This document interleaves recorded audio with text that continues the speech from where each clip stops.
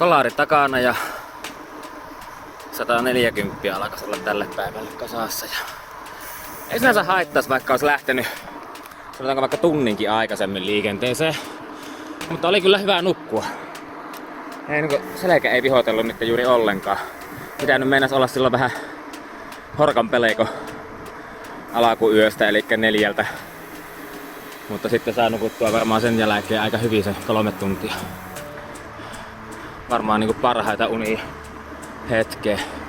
Mutta joo, mä tosiaan tässä tajusin, että kun olisi lähtenyt tunnia aikaisemmin, niin ei tarvitsisi yhtään niinku hättäillä ja hötkyillä tässä. No, tulkaapa sieltä. Sen suhteen, että ehtiikö taivaskerrolle, niin että näkisikin vielä jotakin.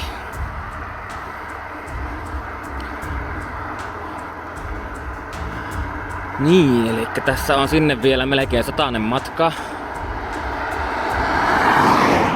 Kello on 15.13. Eli jos se nyt 100 se ajas 5 tuntiin taukoin, niin 20 keskarilla, niin silloin aurinko on jo laskenut siellä. Ja tähän asti tämä päivä on ajettu hämmentävän kovaa. En niin kuin alussa edes tuntunut sitä ja mä vähän ihmettelin, että miten se mittari tollaisia lukemia näyttää, mutta 25.4 on nyt keskari tälle päivälle. Aikaisempina päivinä se oli se 2.3 muistaakseni, jotka nekin on jo ihan hyviä. On monta päivää milloin ruskahistoriassa milloin keskari on ollut siellä 19.20. Eikä siinäkään oo mitään. Niilläkin ehtii aivan hyvin. Mutta joo, tosiaan aika kummallista tämmönen, että 3. päivänä olisi tulossa nopein keskari.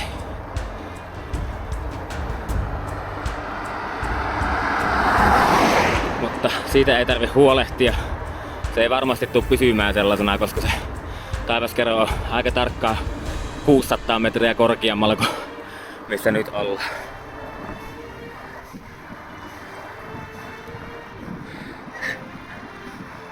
Vähän se välillä mennään jotkut jarrut tuolla vinkua, vaan onkohan niitä täällä jotakin joutsenia. Kuulin just tolleen.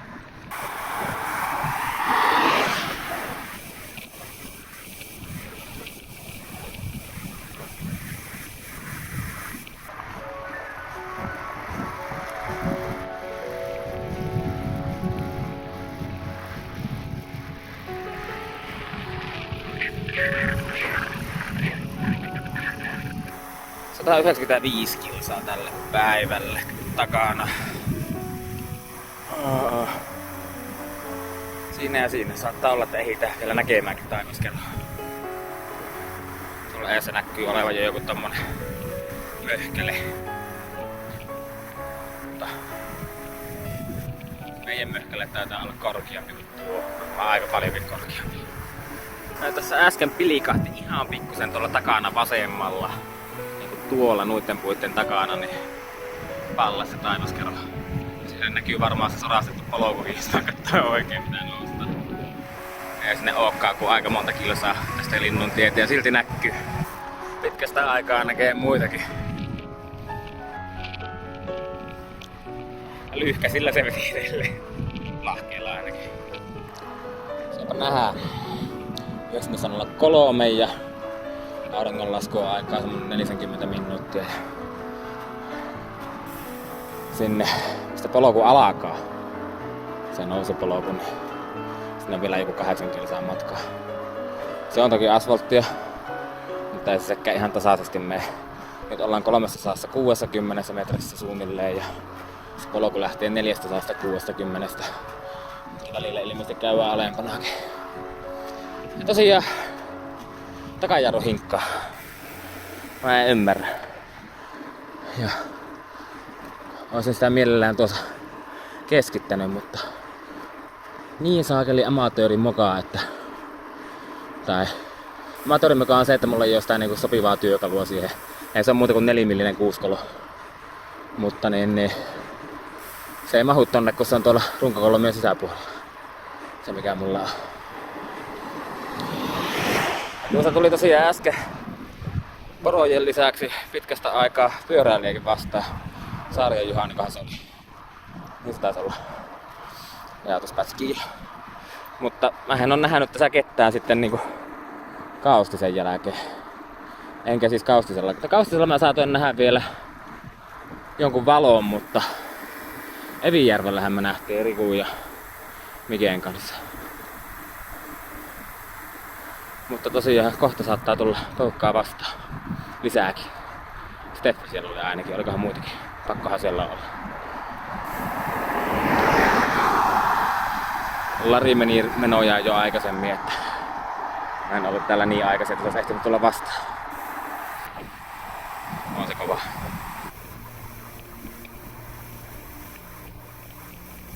Sinne päälle pitäisi helipasta.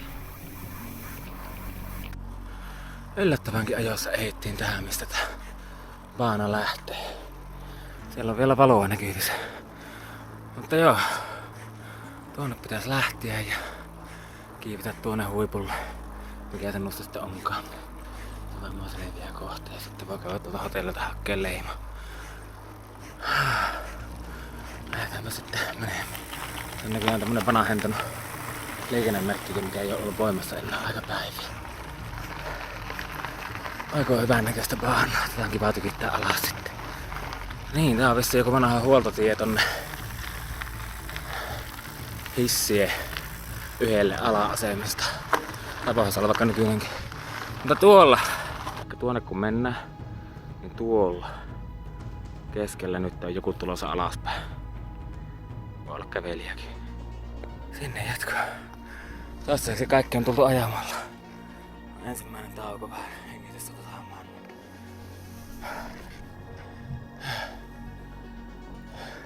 Eikö se tuokin ole pian pahnaaski vaan näköinen? Vielä olisi yli 200 metriä jäljellä. Pari aika tiukkaa pätkää oli tossa jo. On tosiaan pinta tollasta ja jyrkkyyttä jopa Karmenin mukaan keskimäärin 15%. Ja jyrkkyyttä jopa Karmenin mukaan keskimäärin 15%.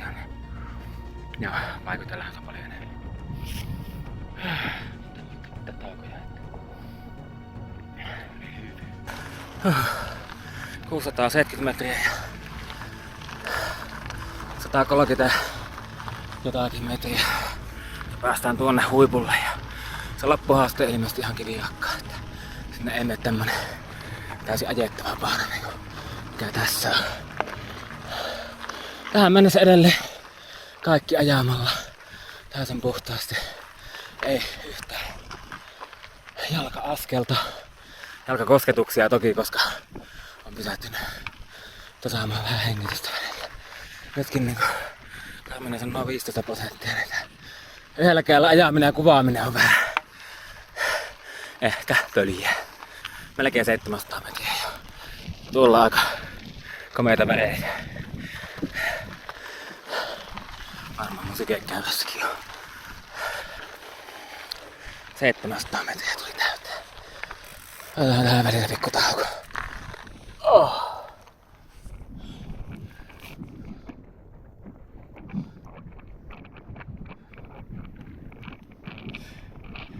Helppoa se on kiivetä kun myötä tuli.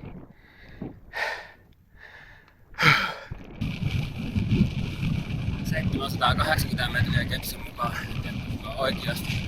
Nekin tuntuu, että sitä nousua vielä on enemmän jäljellä, mutta se laskettu pätkä loppuu tähän ja mä en lähde tuo enää liikkumaan renkaita, joten lopetetaan ajaminen tähän asti. Mentiin kaikki ajamaan. Vähän tuulinen paikka. Mennään hilipastaan tuonne. Vähän edes tuulessa ja sitten ollaan tuulessa.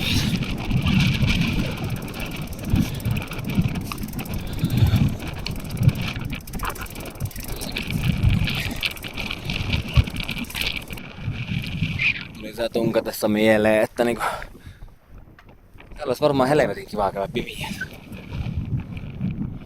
Kaukana on nyt. Tässä tulisi vaan. Muka. Oi! Ei ihan Karmenin pian paikka. Sanoo 829, vaikka piti olla 8. 07,9. Olisikohan mä ihan väärin. Eikä voi tarkistaa, mikäli on taivaskaton koulutus. Läskillä ihan. Oi kuuta mikä nousee tässä.